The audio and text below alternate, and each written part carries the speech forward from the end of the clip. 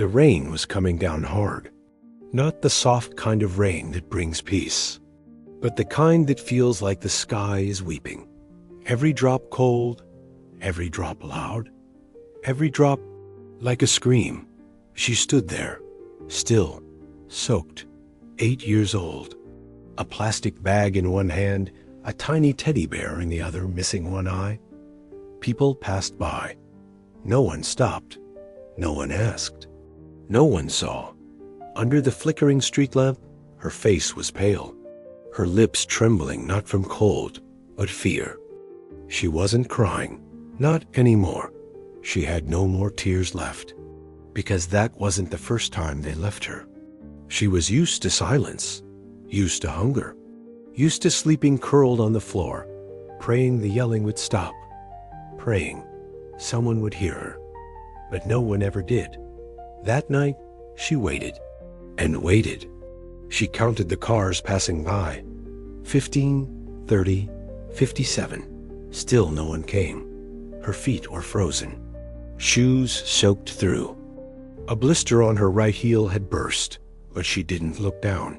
She didn't dare, because she believed maybe, just maybe, they were coming back. Her name was Elia. Not that anyone called her that. At home, it was mostly shouting. Names were weapons there. She had more bruises from words than fists. But tonight, it wasn't just the names that hurt. It was the silence that followed them. The alley behind the gas station had a little roof that didn't help much. She crouched under it when the thunder got louder. The teddy bear she carried was soaked through, but she still hugged it close. It smelled like old laundry in sorrow. There had been a promise. One last promise, wait here. We'll be right back. She clung to that sentence like it was oxygen. But hours passed.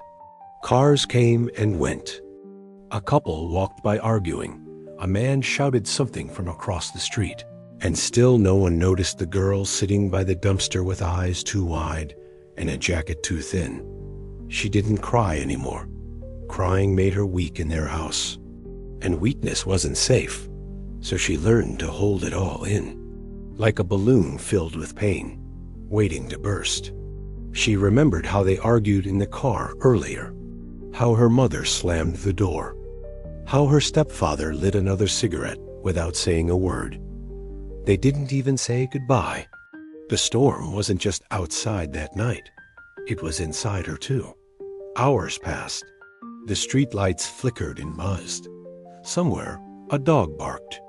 A baby cried behind the window of the second-floor apartment. She heard laughter from a television and smelled burnt popcorn. The world kept moving, but no one came for Elia. Her legs were stiff. She tried standing, but her body was cold and sore. She winced as pain shot through her knee from that time she fell on the stairs, when her mother said she was too clumsy to be worth anything. That memory stung more than the cold. At some point, the bag she held slipped from her hand. Inside were 2 broken crayons, a bruised apple, and a hairbrush with missing bristles. Her entire life in one plastic bag. She closed her eyes, just for a moment, and dreamed not of rescue, but of disappearing. Somewhere between 1 hour and forever, a sound broke the pattern. Footsteps, slow, cautious, coming closer. Elia opened her eyes and held her breath. She didn't speak. She never spoke first. Silence was safer. A woman stood under the awning now, mid-30s maybe, umbrella in hand, a worried look on her face. The woman bent down but kept her distance. "Hey, are you alone out here?" Elia didn't answer. Not because she didn't want to, but because she didn't know how to trust the voice. Too many voices had hurt her. The woman didn't press. She just stayed there, quiet, present, like she understood that words weren't always needed first. The woman took off her scarf and gently extended it. "You look cold," she whispered.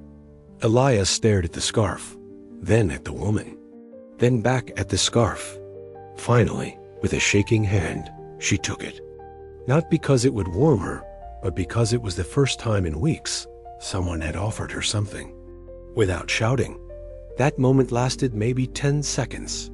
But to Aliyah, it stretched like a rope between despair and something she couldn't name yet. Hope. That's what it was. But she didn't know that word yet. Not in that way. The woman didn't ask a million questions. She didn't pull out a phone. She just sat beside her, in the rain, sharing silence. And for the first time in a long time, Aliyah didn't feel invisible.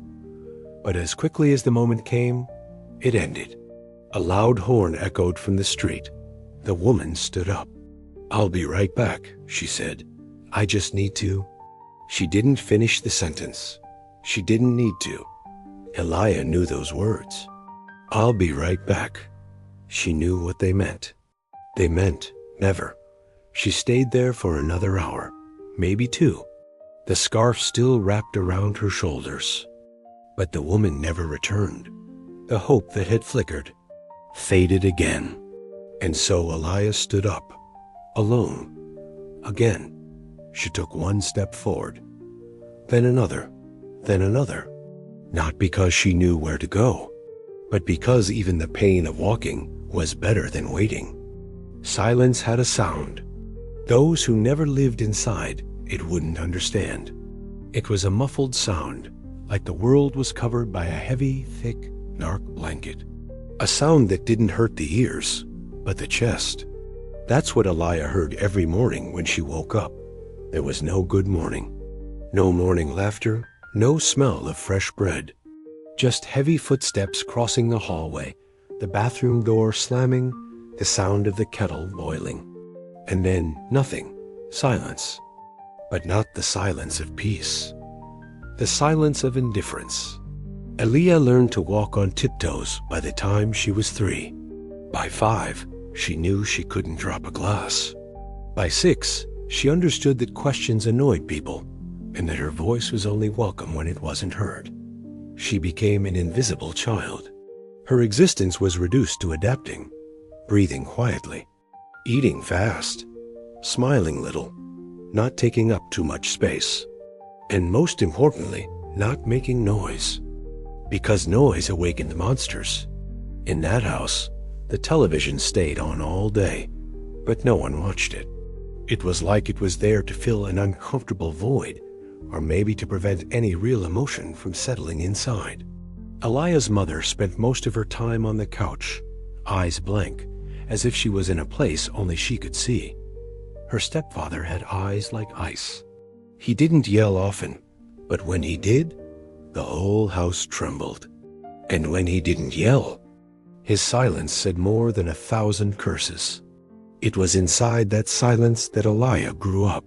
She figured out on her own how to dress, how to tie her shoes, how to brush her hair.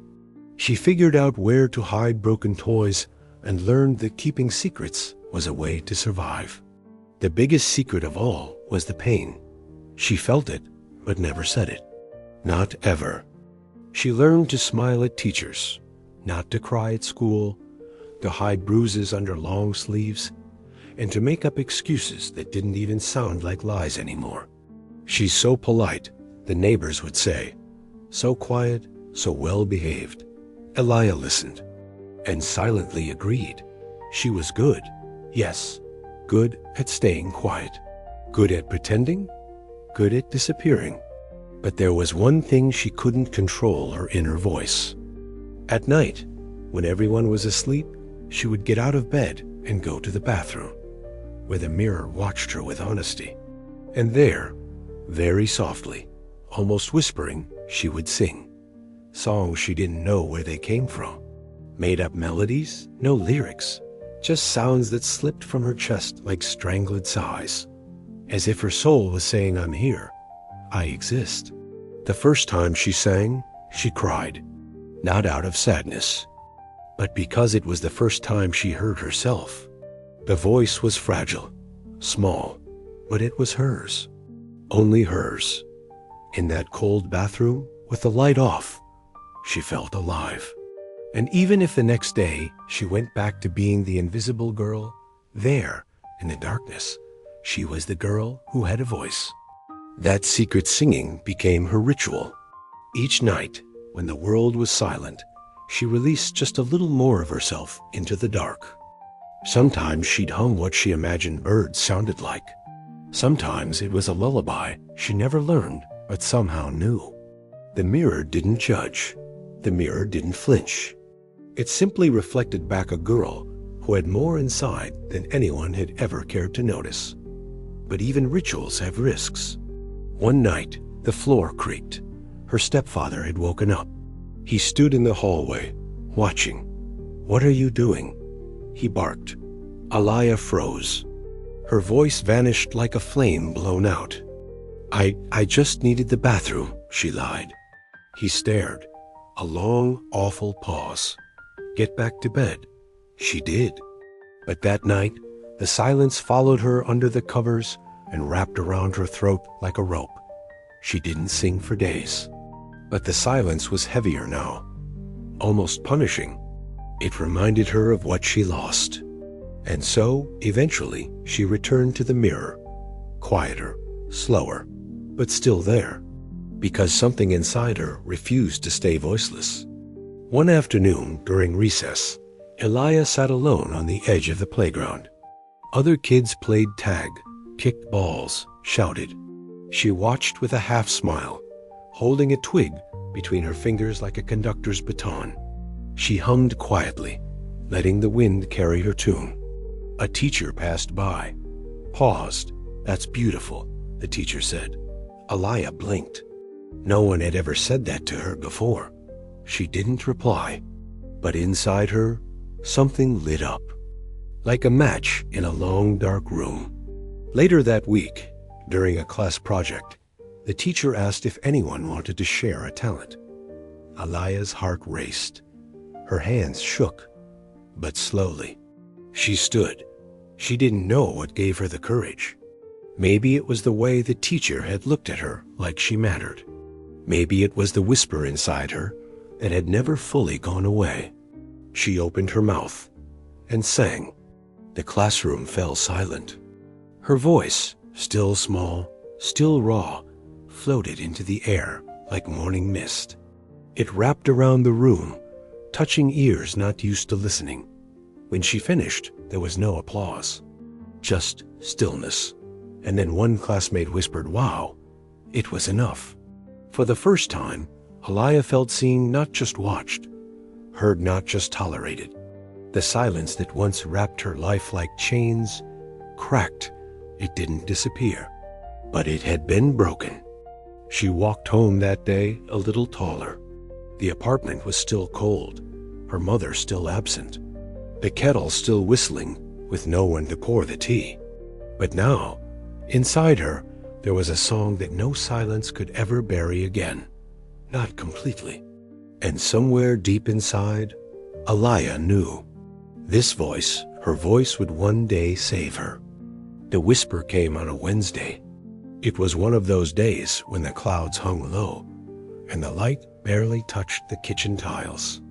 The kind of day that made everything quieter, heavier, slower. Alaya sat on the edge of her bed, knees tucked to her chest, listening to the refrigerator hum in the other room and the clock ticking with a rhythm too loud for such a small apartment. Her mother was gone. Again. Sometimes she left without saying where she was going. Sometimes she said she needed air. Elia never asked. She had learned that asking only led to slaps or silence, and both were equally painful. She had finished her cereal hours ago, the kind that floated in the bowl like soft cardboard. The milk was thin, almost gray, and left a sour taste in her mouth. But she ate every bite. Hunger taught her not to be picky. That day felt different, not because something good was coming, but because her chest was tight all morning. Like her ribs were holding back something big, a storm, maybe, or a scream she didn't know how to let out. So she went to the hallway closet, the one with the loose door and the smell of dust, and crawled inside. It was her hiding place, her secret world, the only place in the entire apartment where the walls didn't echo with shouting or things breaking. Inside the closet, she wrapped herself in an old coat and hugged her knees. She liked how the darkness made her feel invisible and safe. That's when she heard it. Not a sound from outside, not a voice from someone near. It was a whisper from deep within. At first, she thought she was imagining it, but then it came again, gentle, familiar. Sing, just one word. But it rang through her like thunder. Her lips trembled. She hadn't sung since the bathroom night. The fear of being heard had been too great. But in that closet, surrounded by coats and silence, something opened. She hummed, barely a sound, just a vibration from her throat, like a bird testing its wings. And then came the melody, slowly, carefully, like a stream that had been frozen too long and was learning how to flow again. She sang, no lyrics, just emotion. It was raw, it was broken, it was beautiful. And the closet, her tiny sanctuary, became a stage, not with lights or applause, but with presence. For the first time in days, she didn't feel alone, because the whisper had answered her silence. And in return, she answered back with her soul. The days that followed felt different. Nothing on the outside had changed. The apartment was still quiet in all the wrong ways. The TV still buzzed in the background. Her mother still stared at nothing. Her stepfather still spoke with fists of silence. But inside Aliyah, something had stirred. She began to listen more carefully, not to others, but to herself. She started noticing the melodies that lived in everyday things, the rhythm of raindrops on the window, the hum of the refrigerator, the gentle swish of her coat as she moved through the hallway. Everything was music, if you were quiet enough to hear it. She sang quietly while brushing her teeth. She hummed while doing homework. And once, when the kettle began to boil, she matched her note to its rising whistle. It made her smile. A real smile. The kind that didn't need to be hidden. But not every moment was safe. One evening, as she quietly sang a tune she'd heard in a dream, her stepfather opened the door faster than usual. Her voice stopped mid-note. She stood frozen, toothbrush in hand. He looked at her, not with anger, not with softness either. Just a glance, blank, like she was part of the wallpaper. He walked past without a word. That silence used to crush her. But this time, it didn't. Because now she had something he didn't know about. Something he couldn't reach. Her voice. That weekend, Aliyah found a notebook under the bed. It was old, pages yellowed, the cover torn. She didn't know whose it had been. But to her, it was a treasure. She began writing in it. Not full sentences at first, just words. Words that felt like songs. Alone, floating, moonlight, home. Words that had weight, rhythm, longing. She wrote them again and again until they began to rhyme, to shape into stanzas, to become verses. She didn't know it then, but she was writing poetry, her own language. And when the apartment grew too loud with silence, she read her poems aloud, whispering them like spells in the dark. It was her way of fighting back. One afternoon at school, a substitute teacher introduced a writing activity. Write something you wish someone would say to you, she said. Aliyah froze. The other kids scribbled quickly. Some giggled. Some whispered to each other. Aliyah stared at the blank paper. So many things she wished someone would say. I see you. You're not invisible. You matter. She wrote them down, slowly, one by one. And at the bottom of the page, without knowing why, she added, "Sing louder." When the teacher collected the papers, she paused over Aliyah's. She didn't say anything, just nodded gently and placed a star sticker on the top corner. It was a small thing, but it was the first time someone gave her stars without her needing to be silent to earn them. That night, Aliyah didn't wait until everyone was asleep. She went to the bathroom, closed the door softly, and turned on the tap just enough to cover her voice. And then she sang. Not a whisper, not a hum, a song, a real one, with words, her words. From her notebook, from her soul. She sang about shadows and whispers, about stars and silence, about little girls with big hearts who live in small closets but dream of vast skies. The mirror caught every note, and this time she didn't cry. She smiled, because this wasn't a secret anymore. This was a beginning. The next day, she passed a music room at school. The door was ajar. Inside, an old upright piano stood in the corner. No one else was there. She slipped in, sat on the bench, and pressed a single key. The sound echoed, bright and clean. She touched another, then another, and for the first time in her life, her voice met an instrument. They danced together, clumsy at first, but true. A teacher entered quietly. He didn't interrupt. He listened, and when she stopped, he said, "Would you like to come here during lunch?" She nodded. He handed her a key. Every lunch hour from then on, Elia escaped into that room. She learned chords, simple melodies. She matched notes with feelings. Some days she sang songs with no words. Other days, she simply let her fingers speak. The piano didn't judge. The walls didn't echo with pain. The keys never shouted. They only opened. And Elia walked through. She began to imagine a different life. One where music was more than survival. One where her voice wasn't a secret, but a gift. Where she didn't have to hide in closets or whisper in bathrooms. She imagined herself on a stage, not for fame, not for attention, but to tell the story of a girl who once only existed in the spaces between sound. A girl who found her way back to the world one note at a time. And somewhere, deep in the dark, the whisper returned. But this time, it didn't say sing. It said keep going. The silence no longer frightened her. It still wrapped around the apartment like a cold wind, still crept in through the cracks of the walls, still lingered in the spaces where love should have lived. But Elia had learned something. There was music beneath the silence. She could hear it now, not always with her ears, but with something deeper, something inside her. It started in the mornings, when her mother's eyes were empty and the kitchen smelled like nothing. Elia would sit at the table, fingers lightly tapping against the wood, letting rhythm replace conversation.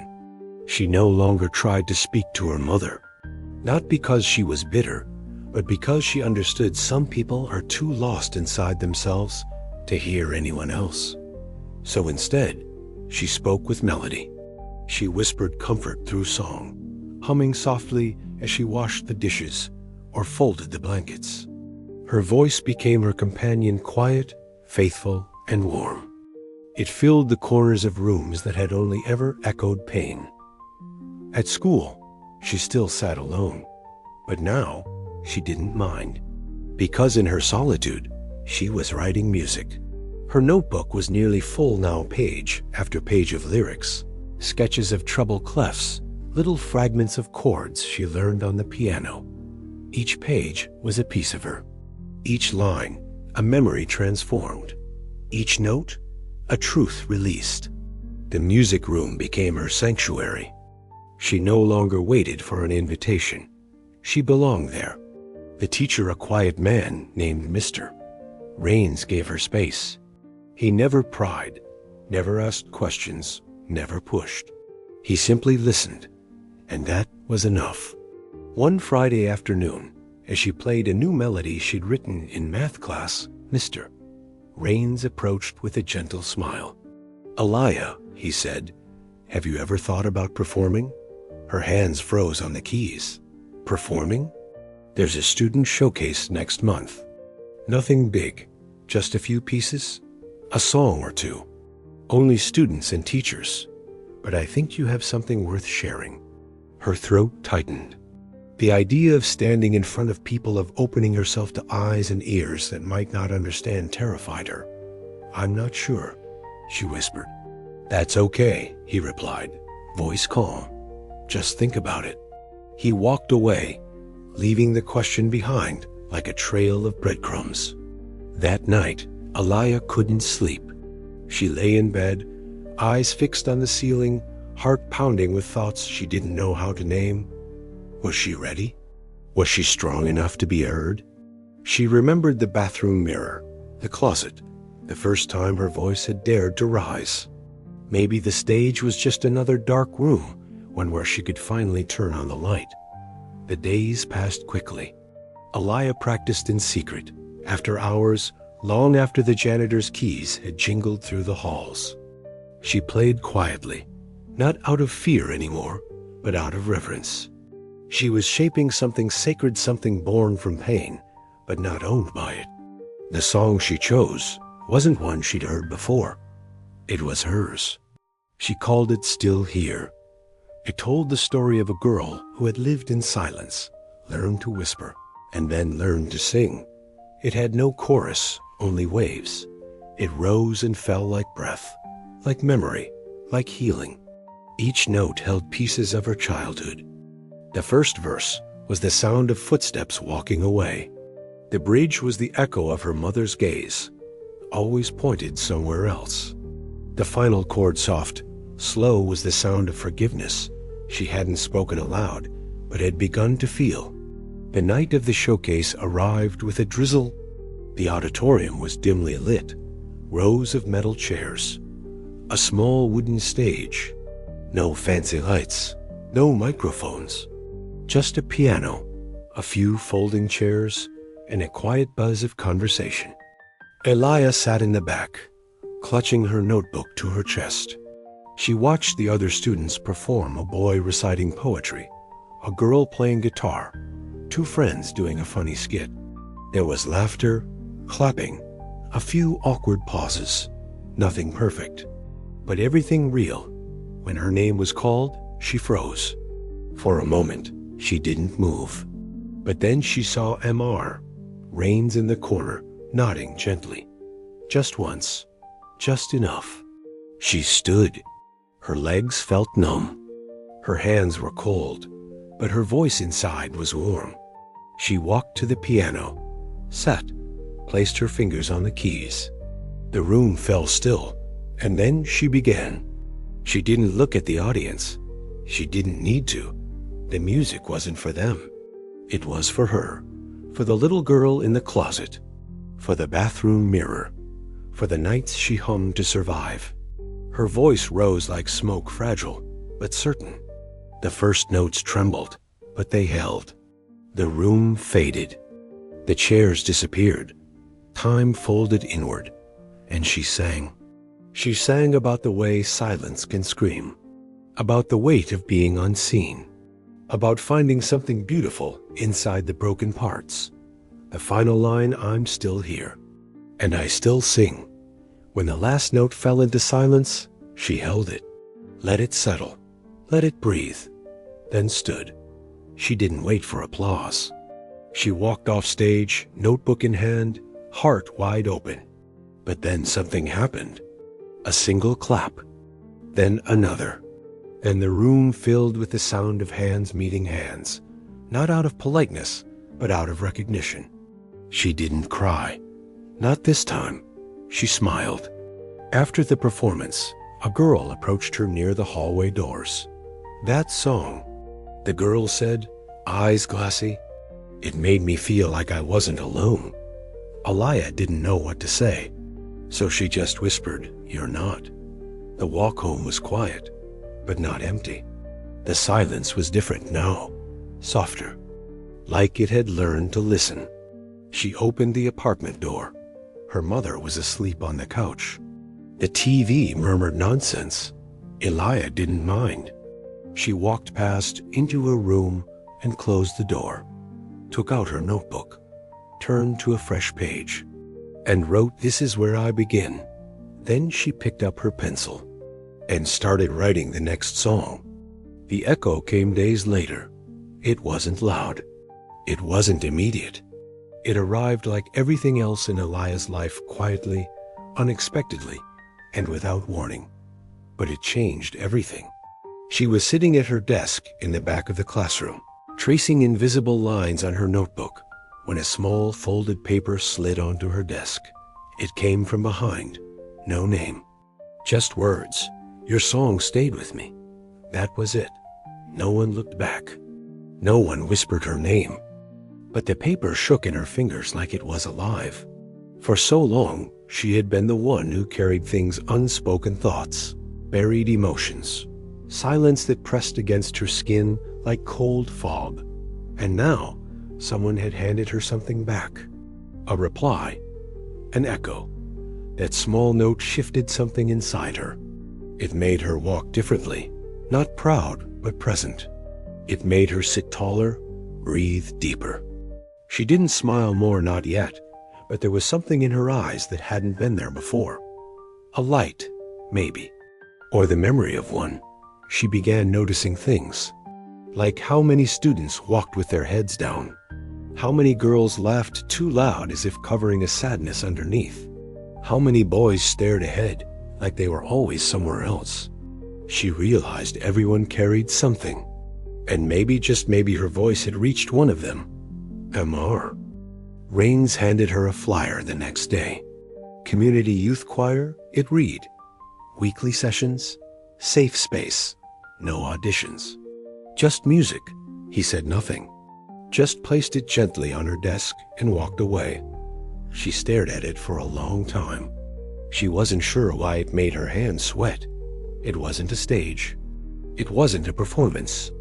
But it was people, strangers, voices louder than hers, eyes that might see too much. She folded the paper carefully and put it in her pocket. For days, she didn't look at it again, but it was there, like a seed waiting for the right sun. That Sunday, something shifted. She woke before dawn and sat by the window, knees pulled up, watching the light rise over the buildings. The sky was lavender and gold, like something sacred. The city was still asleep, and for once, the silence felt like peace. She took the flyer from her coat pocket, unfolded it, read the address, and without telling anyone, she put on her shoes, wrapped her scarf around her neck, and left. The community center was smaller than she expected. A single brick building with a green door and music notes painted on the side. A woman with silver hair stood at the entrance, smiling like she'd been expecting Elia her whole life. "You're just in time," she said. Elia nodded, too shy to speak. Inside, the room was warm and full of sound, not music yet, but laughter, chatter, movement, people warming up, some young, some older, some loud, some quiet, all of them humming, singing, breathing in a rhythm that felt alive. Elia froze at the threshold. Then someone looked up, a boy with freckles and a crooked grin. He scooted over on the riser and tapped the space beside him. "Hey," he said, "you sing?" She hesitated, then nodded. "Cool, sit here, we're doing harmonies today." She stepped forward, and just like that, she belonged. The first time they sang together, Elia almost cried. It was a simple song, just layers of voices stacking on top of each other like gentle waves. But the sound filled the room in a way she had never felt before. Her voice wasn't alone. It was part of something larger, a thread in a tapestry, a drop in a river. And for the first time, she didn't feel like she had to carry the whole melody by herself. Week after week, she returned. She learned to blend, to trust, to let others' voices wrap around hers and not feel lost. She made friends, real ones. A girl named June, who always wore too many bracelets. A boy named Leo, who beatboxed during water breaks. An older girl named Rosa, who wrote lyrics on her arms with pen. They didn't ask about her past. They just saw her now. And that was enough. One afternoon, while waiting for rehearsal, Elia sat at the edge of the piano bench, playing a song she had written but never shared. Rosa listened quietly. When the song ended, Rosa whispered, "That felt like my childhood." Elia looked up, startled. Rosa smiled. "You just told my story." Elia didn't know what to say, so Rosa added, "You should record it." "Record?" "Yeah, like so other people can hear it too. It's not just yours anymore. It's bigger now." The words echoed inside Elia like a bell. Bigger now. Mr. Raines helped her set up a microphone. It was in the school library, after hours. Just her and him and the song. She sang into the quiet. No stage, no spotlight, just truth. The track was uploaded anonymously to a student sharing site. No one knew who she was. But the comments came anyway. I felt this. I didn't know anyone else understood. Whoever you are, thanked you. One message stood out I was going to give up today. Then I heard this. Elia closed her laptop, tears in her eyes. Her voice was no longer a secret. It was a lifeline. At home, things hadn't changed. Her mother was still absent, even when present. The apartment still echoed in all the wrong places. But Elia had changed. She no longer needed the silence to protect her. She had learned to sing through it, over it, beyond it, and the echoes kept growing. One afternoon, her teacher handed her a letter. It was typed from a local nonprofit. They were putting together a benefit concert for youth mental health. They had heard her recording and wanted her to sing. Elia's breath caught. She reread the letter 3 times. It was real. Someone had found her voice and wanted to make space for it. The concert was held in an old theater downtown. Red velvet seats, high ceilings, a real stage. She stood in the wings, palms sweating, knees shaking. But when she stepped into the light, something quieted inside her.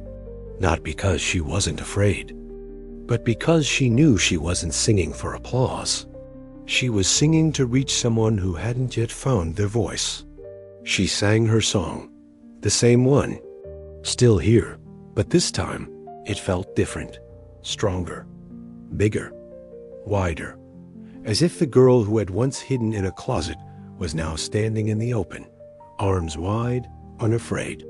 When she finished, there was a beat of silence. Then the crowd rose, not in noise, but in unity. A quiet kind of standing ovation. After the concert, a boy approached her backstage. He looked younger than her, maybe 10. He held a notebook. "I write songs too," he said. She knelt down.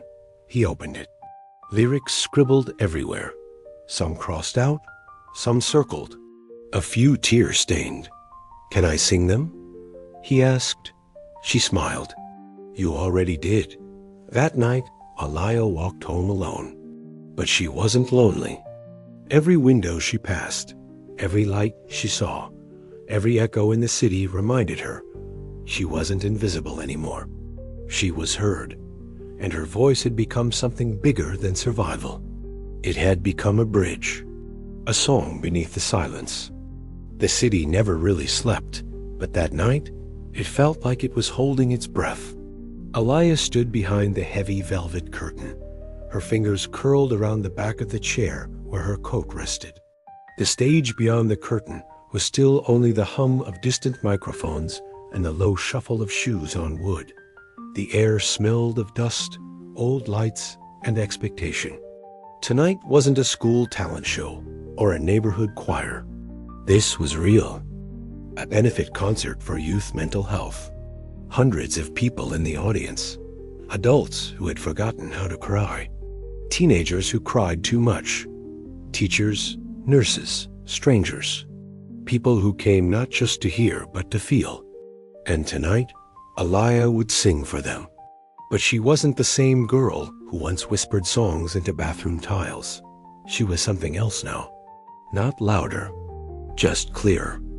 She watched from the wings as other performers took the stage, sung with bands, others with just a guitar or a spoken word poem. Each voice carved space into the silence. Each person peeled something raw from their chest and laid it at the audience's feet. When the host called her name, the room fell into a hush. "Elia," he said, a voice we weren't meant to miss. Applause, but gentle, respectful. She stepped into the light, not with confidence, but with presence. The spotlight was warm against her face. She sat at the grand piano, her sheet music folded like a prayer. No band, no backup, just her and everything she had lived through. She didn't speak before playing. She didn't explain the song. She let the keys begin the conversation.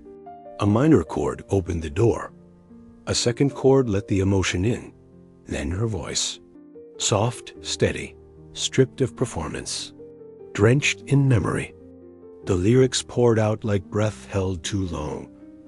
I walked through silence like it was my name, carried echoes of people who never saw me. But I'm here now, and I remember everything. The theater was silent. She could feel it. That sacred silence that doesn't ask you to impress. It asks you to be real. She sang about closets and broken cereal bowls, about the whisper that became her guide, about the music that taught her she wasn't invisible. They left me there, but I brought myself back. She reached the final line, held it, and let go. No applause followed immediately. Just stillness, like the whole world needed a moment. Then a single person stood, then another, then the entire room rose. Not out of celebration, out of recognition. Backstage, she sat on a folded chair, legs shaking. She didn't want to talk, not yet. The song was still in her bones. A woman approached, gray-haired, soft smile, tears in her eyes. "My daughter doesn't talk," she said, voice cracking. "But she listened to you tonight, and she held my hand. She never does that." Elia felt her throat tighten. Another man stepped forward. "I was going to leave early," he said. "I didn't. Thank you for that." Then a boy her age. He didn't say anything, just nodded.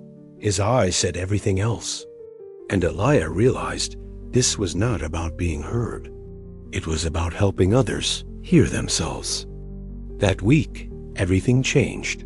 A local journalist published an article titled, "The Song That Stopped a Room." It didn't name her trauma. It didn't dig for gossip. It honored the healing. The story spread. A small nonprofit offered her a recording session. A youth radio station played her song during their mental health awareness segment. Messages arrived daily, DMs, emails, comments from strangers. "You made me cry. You reminded me I'm not alone." I finally told my mom how I felt. And perhaps the most important one, I started writing again. Thank you. But with attention came pressure, expectations, labels. People wanted her to be a voice for something bigger, to speak on panels, to post on social media, to be available. She tried. She said yes at first, but soon she began to lose her quiet again. The space where her music was born. The world had listened. Now it wanted more. One night, she stood on her apartment rooftop, wind brushing her face. The city lights blinked like stars too close. She looked up, eyes searching the night. "I don't want to disappear again," she whispered.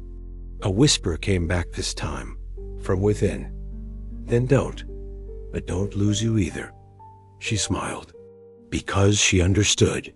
She didn't owe the world every piece of her, only the parts she was ready to share. She pulled back from public things, stopped checking comments, paused performances, and returned to the music room at school. There, Mr. Raines waited with his usual quiet presence. He said nothing, just handed her a new notebook. "Blank," he said, "for what comes next." She filled the first page with a single line, "When the world listens, sing truth." The next song she wrote wasn't for an audience. It wasn't for a show or a cause. It was for her, about the things she hadn't yet said. about the pain she still carried, the joy she was just beginning to discover, the strength in choosing softness. That spring, she sang it for the choir group. Just them, her family of voices. Rosa cried. June clapped like a kid. Leo beatboxed a rhythm behind her last verse. It wasn't a stage, it was home. And Elia laughed. A full, open laugh. The kind that says, I made it here. Somehow, I made it. The world still called. Sometimes she answered. Sometimes she didn't. She learned the power of silence again, but this time as a choice, not a prison, a place to rest, to grow. And late one night, back in her room, she played her first song again. Still here. It sounded different now. Not because she sang it better, but because she believed it more. She was still here. Not just surviving, living, loving, listening, and still singing. It wasn't one moment, not one song, not one spotlight, not one applause. The voice that saved her didn't rise in a grand crescendo. It didn't echo through stadiums or go viral in a perfect clip. It whispered, over and over again. And that was enough. Elia was 17 now. Older, taller, but still quiet in the way that mattered most, grounded. Her voice had carried her through years of silence, waves of attention, and back into stillness again. She had learned to let it rest when it needed to. She had learned to protect it. She had stopped chasing stages. Not because she feared them, but because she no longer needed them to feel real. She spent most of her afternoons volunteering at the community center where the choir once rehearsed. It was different now. Some faces had moved on, others remained. There were children now, lots of them, some loud, some shy, some who wouldn't speak unless they were singing.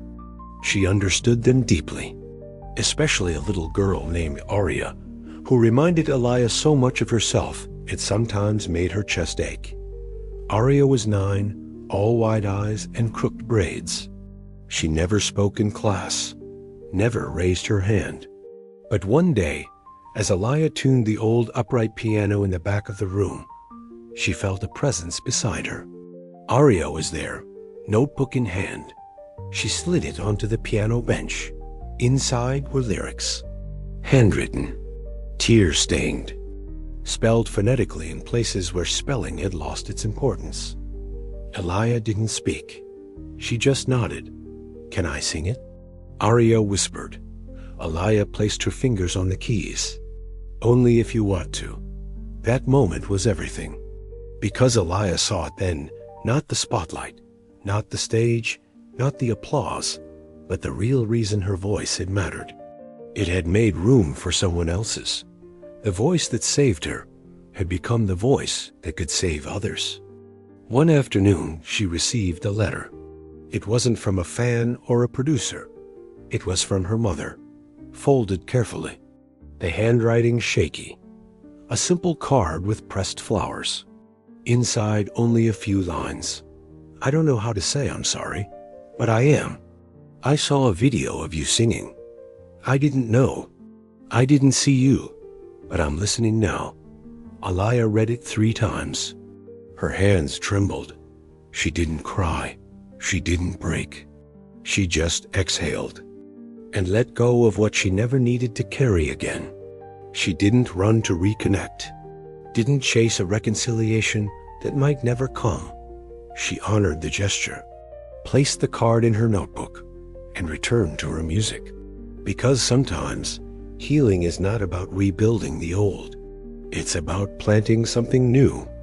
That year, Elia began teaching a small songwriting class, not for money, not for credit, but for the kids who needed a place to put their stories when they had no words. Each week, they gathered in a circle. No grades, no critiques, just paper, pencils, piano, and breath. They learned that a song didn't need to rhyme to be true, that a whisper could hold more power than a scream, that silence, too, had a sound. One boy, Michael, wrote about missing his dad. A girl, Tara, wrote about a monster that lived in her dreams. A shy student named Ken wrote only one line, "I just want someone to notice me." Elia took those lines and turned them into choruses. She sang them back to the children and watched as they sat taller, as if finally hearing themselves out loud. One evening, after the others had left, Arya lingered by the window. "Elia?" she said. "Hmm? You said you used to sing in a closet?" Elia smiled. "I did.